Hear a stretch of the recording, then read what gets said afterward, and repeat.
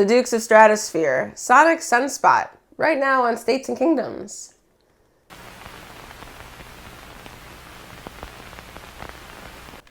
So we always intended to do the second album, the second Dukes of Stratosphear album. Because we already did 25 o'clock. And we gave ourselves a week so we could listen to it and just enjoy it. I want to enjoy listening to these things, so we don't, do them too quickly. We talked about it, we referred to it briefly when we talked about 25 o'clock. And we said some things about it being a little bit more XTC-ish. Less pastiche. It's complicated. It is.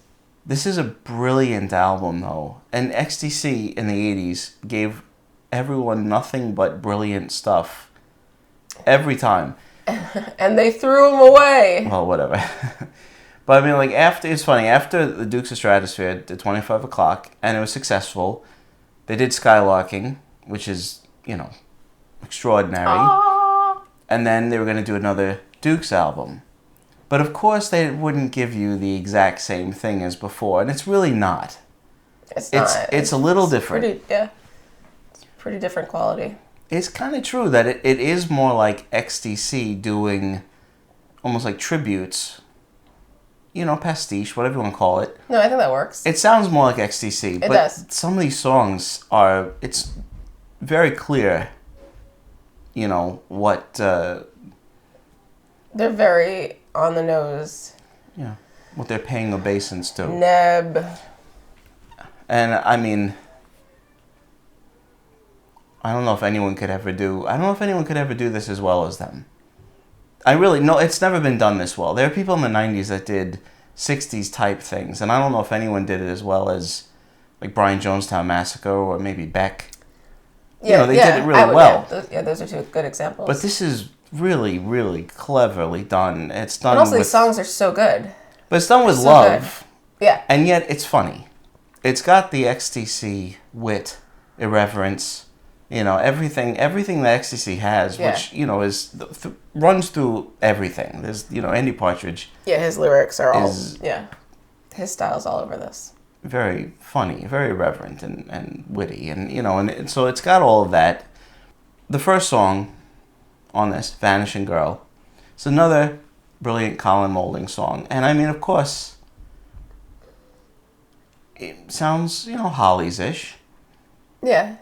And this is what this album, both of these albums, I don't really necessarily want to say every song sounds like something else, but it's kind of part of the package. Well, it's kind it's of hard fun. It's part of the fun of it to be like, oh wait, this sounds like this. It is. It is part of the fun, like hearing them do something, like the Hollies in the style of XTC or XTC in the style of the Hollies or whatever, things like that.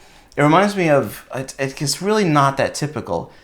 This has nothing to do with music exactly, but in Swing Time, when Fred Astaire does the Bojangles of Harlem number and he's dancing like Bojangles. Right, it's 100% But it's tribute. still Fred Astaire, but it is Bojangles. He really does. It's like Bojangles coming through Fred Astaire. Yeah, take on the style. It's like that. But you can't stop your own style. Right, this sounds like XTC, but with the Hollies or the Beatles or the Byrds or the Beach Boys like coming through. Yeah. It's really unique. And so not every song is quite like that, but Vanishing Girl definitely has a Hollies thing, but it's such a catchy song. Oh, it's beautiful. Colin Moulding has, we've said it before, He's got a real touch. He's a real gift for hooks, very, very catchy. He's a pirate. Sorry. I don't know why I laughed. I was going to say, why'd you laugh? Have you seen Jackie? This is, I think, to me, it's the only song on this that sounds like it could have been on 25 o'clock. And it actually is from that time.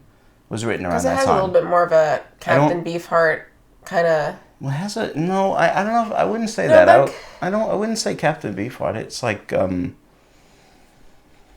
it's still very English. It's very English. It still has a little bit of... Oh, and then the little high-speed voice in the background, that's a little bit like Pink Floyd. It sounds like Scream the Last Scream, but I don't know if he had really heard that. I'm really not sure. It doesn't matter. Well, I'm just saying. We just love it. Little Lighthouse was written for Skylarking. and they kept it for the Dukes. I feel like it would have been fine on Skylarking. It would have fit. But it fits well here. Oh yeah. It's not as much of a pastiche kind of song as some of the others, but yeah, but it still fits really well. In fact, that's a feature of this album. Actually, it's you want to say it's cohesive. It is. The track list works from start great. to finish. It's, it's awesome. Doesn't let up. Because the first one is just like this burst of energy, and it's fun and entertaining. Shorter. This is a real album, and it's it's a little bit more of an XTC album, but for over 10 songs, it holds together. And even though it's more nuanced than 25 O'Clock, and quite different from Skylarking, it holds together and is very interesting and entertaining the whole time. I agree. This is a really great song. It's a great song.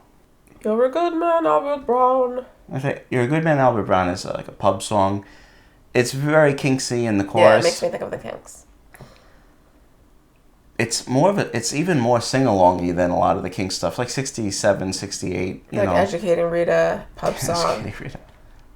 No, but like Autumn Almanac and like Death of a Clown sound. It has that sound. The line, I thought it could be on Arthur. Yeah, so sure. Well, it's even like Have a Cup of Tea is not at all far away from that. Yeah. But I love the line, no, you've shot, you shot men down, you're still a good man, Albert Brown. Mm-hmm. That's just like an Andy Partridge line. Because it's funny, it's a little irreverent, there's truth to it. Yeah, always truth. There's honesty. It's definitely a feature of his lyrics. It's definitely always honesty. Funny. Kaleidoscope, I think, is a great song. I love Kaleidoscope. Yeah, it's John Lennon.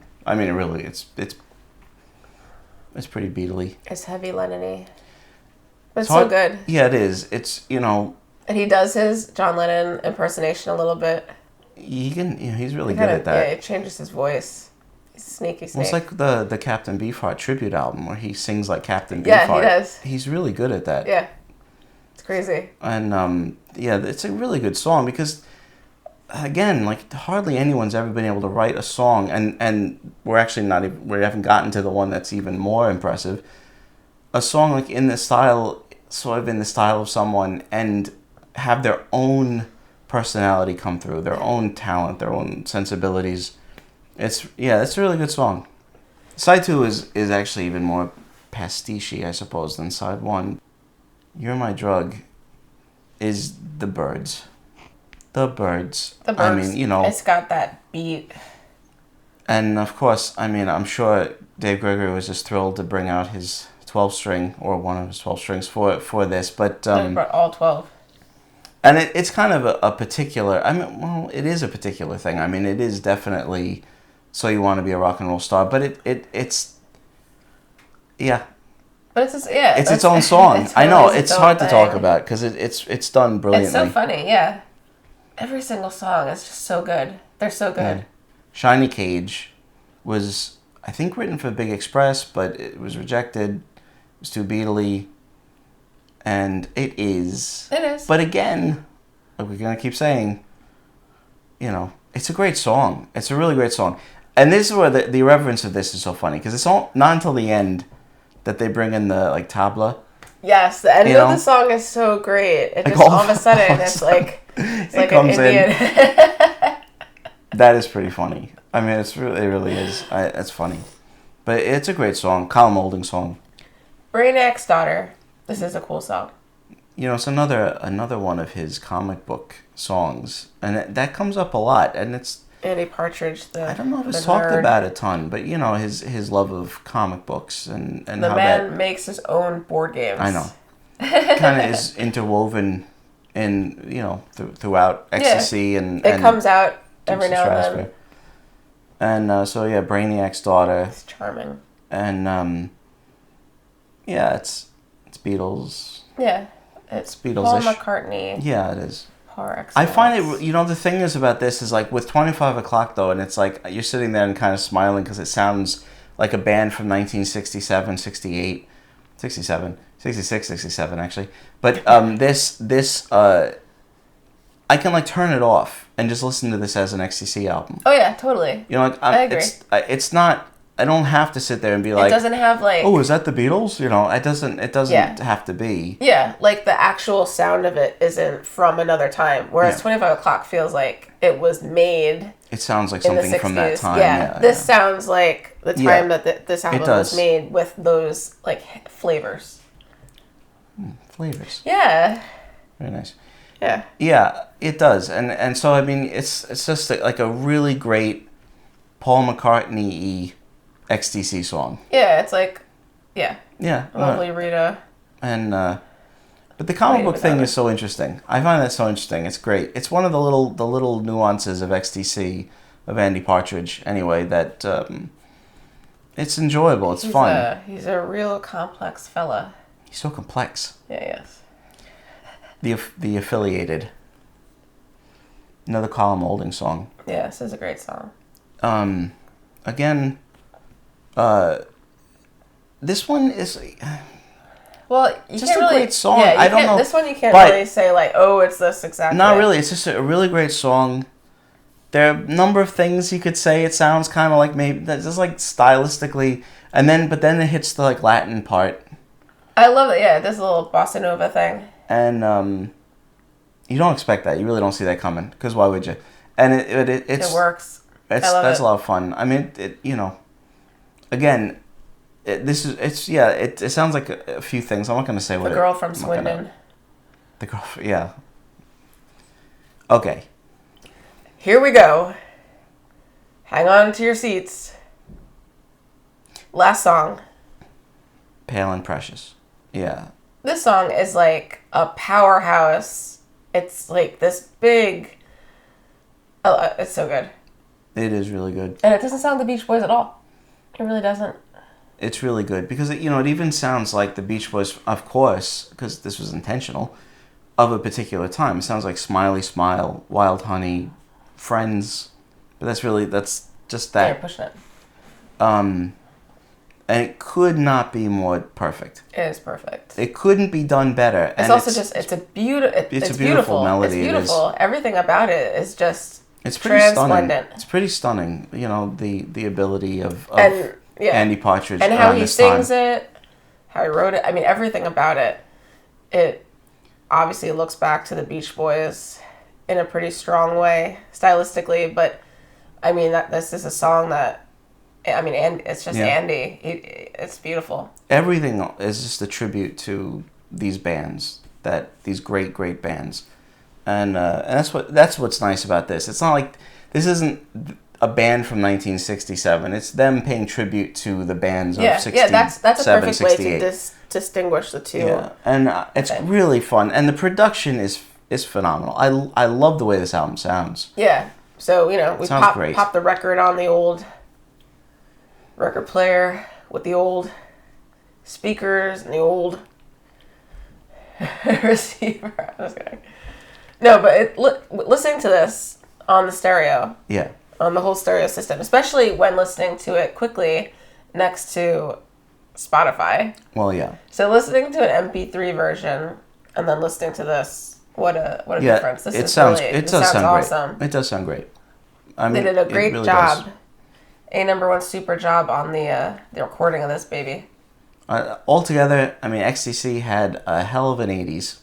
They sure did. They really did. And we did along with them. They didn't have the greatest 90s, but they had because they had a lot of time off. They weren't even there. I mean, non-such and not there.